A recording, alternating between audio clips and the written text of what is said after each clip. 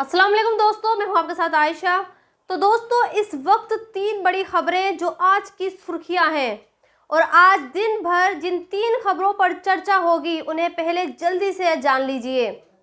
पहली खबर यह है कि इजराइल की सेना गाजा के अल शिफा हॉस्पिटल तक पहुंच चुकी है और वो जल्द ही इस अस्पताल को अपने कंट्रोल में कर लेगी।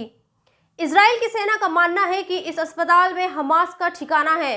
इसी अस्पताल के नीचे हमास ने सुरंगें बना रखी हैं और वो यहीं से इजराइल पर हमले कर रहा है। उसने यहीं पर इजराइल के नागरिकों को बंदी बनाकर रखा है। व्हाइट हाउस की तरफ से भी ये कहा गया है कि गाजा के अल शिफा अस्पताल में नीचे सुरंगें हैं और इन्हीं सुरंगों में से हमास के आतंकवादी छुपे हुए हैं।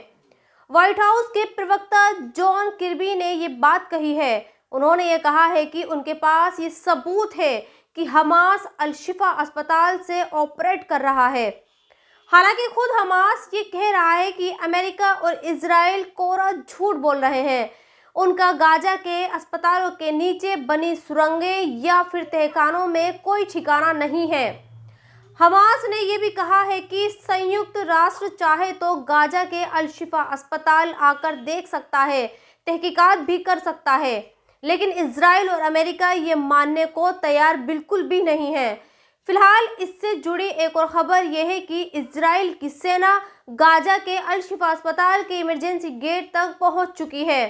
दूसरी खबर यह है कि पाकिस्तान के क्रिकेटर अब्दुल रज्जाक ने ऐश्वर्या राय और पूरे हिंदुस्तान से माफ़ी मांगी है और ये कहा है कि ऐश्वर्या राय के बारे में उन्होंने जो कहा वो गलत था। उन्हें इस तरह की टिप्पणी नहीं करनी चाहिए थी। आपको बता दें कि अब्दुल रज्जाक ने एक प्रोग्राम में ये कहा था कि अगर उनकी शादी ऐश्वर्या राय से हो जाती है तो क्या उनके होने वाले बच्चे होनहार और नेक पैदा होंगे। इस स्टेटमेंट के बाद जब भारतीय मीडिया में ये खबर आई और रज्जाक की आलोचना होने लगी तो उन्होंने इस पर माफ़ी मांगी। हालांकि अभी तक ऐश्वर्या राय की तरफ से इस पर कोई कमेंट या फिर कोई प्रतिक्रिया नहीं आई है। खैर, आज की तीसरी बड़ी खबर पाकिस्तान के ही एक और क्रिकेटर इंजमाम उल हक को लेकर है।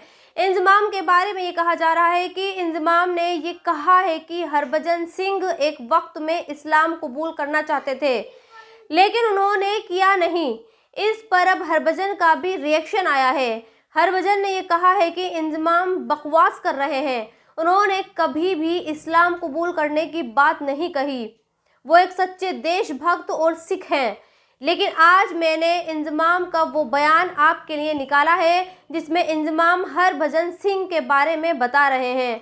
अगर आप इस बयान को गौर से सुनेंगे तो आपको पता लगेगा कि इंजमाम ने हरभजन के बारे में जो कहा वो गलत नहीं था, क्योंकि उन्होंने अपने इस बयान में ये भी कहा है कि हरभजन पाकिस्तान के ही मौलाना तारिक जमील से मुतासिर थे और उनके बयान सुनने के लिए आते थे। और सिर्फ यही नहीं, इंजमाम ये भी कहते हैं कि मौलाना तारिक जमील के बयान हरभजन के अलावा उस वक्त टीम इंडिया में मौजूद कैफ, इरफान पठान और जहीर खान भी सुनते थे। खैर, अब हरभजन उस बात से इनकार कर चुके हैं और वो इंजमाम के बारे में ये कह रहे हैं कि पाकिस्तान का ये प्लेयर बकवास कर रहा है। और आज की एक और बड़ी खबर यह है कि आज इंडिया और न्यूजीलैंड के बीच सेमीफाइनल का मुकाबला है। यकीनन आज इस मैच पर 140 करोड़ लोगों की नजरें टिकी होंगी। हालांकि एक्सपर्ट ये भी कह रहे हैं कि न्यूजीलैंड की टीम को रोहित की टीम आसानी से हरा देगी। इस मैच की एक और बड़ी बात है, आज के इस मैच को वानखेड़े स्टेडियम में देखने के लिए इंग्लैंड के मशहूर फुटबॉलर डेविड बेकहम देखने पहुंचेंगे। वो मुंबई तो पहुंच चुके हैं। इसके अलावा एक और बड़ी खबर यह है कि सोनिया गांधी ने बढ़ते पॉल्यूशन के बीच दिल्ली को छोड़ दिया है और वो जयपुर चली गई हैं। कांग्रेस में लोगों का कहना है कि उनके डॉक्टर ने ये सलाह दी थी कि जब तक दिल्ली में पॉल्यूशन खत्म या फिर कम नहीं हो जाता वो वापस ना आए। खैर दोस्तों, सोनिया गांधी के पास तो ऑप्शन है, वो जयपुर के किसी शानदार होटल या फिर पार्टी के गेस्ट हाउस में रुक सकती हैं, लेकिन दिल्ली की करीब 2 करोड़ जनता में 99% लोगों के पास जहरीली हवा से बचने का कोई ऑप्शन नहीं होगा।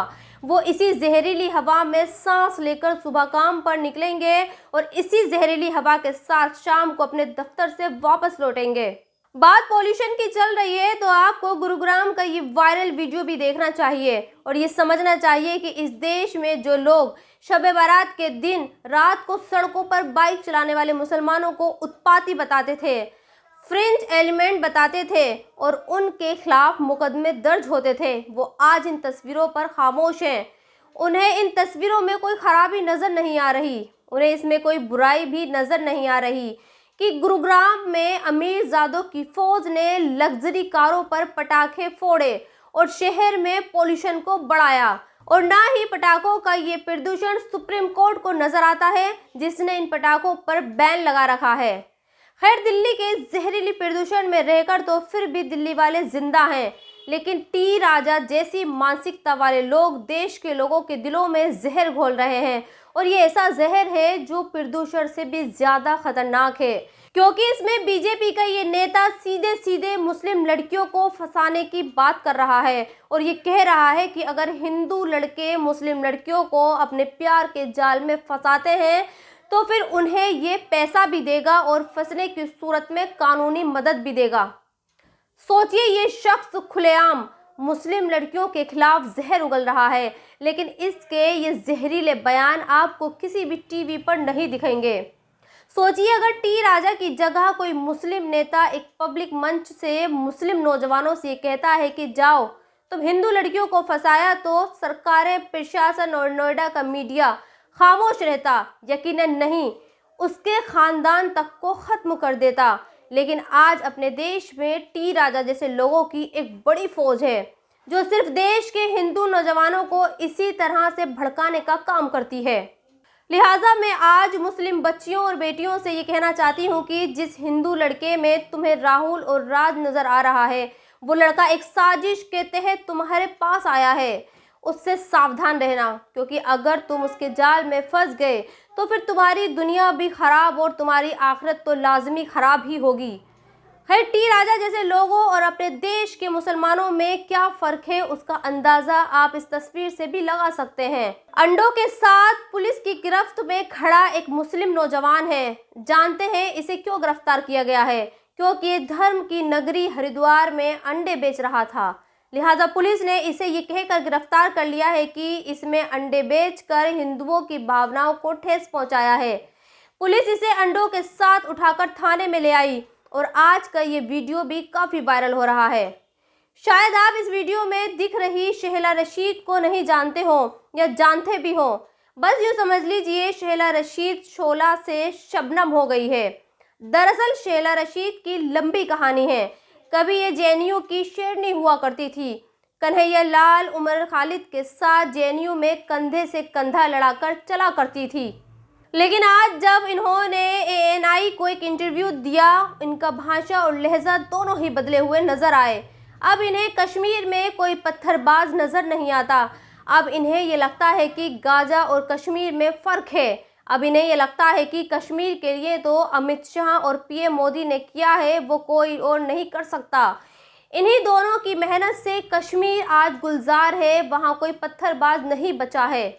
उसके हालात अब बदल चुके हैं और वो अब गाजा की तरह भी नहीं है। उन्हें भटके हुए नौजवान आतंकवादी गतिविधियों में शामिल हो जाते हैं। खैर, वक्त की बात है, शेहला को शायद ये एहसास हो चुका है कि पानी में रहकर मगरमच्छ से बैर करना समझदारी नहीं बल्कि बेवकूफ़ी है। आज की सबसे दुखद खबर यह है कि सहारा के मालिक सुब्रत रॉय का निधन हो चुका है।